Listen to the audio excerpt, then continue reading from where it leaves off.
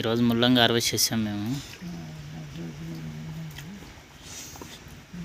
చూడండి, ముల్లంగి market price వచ్చేసి 30 రూపాయలు.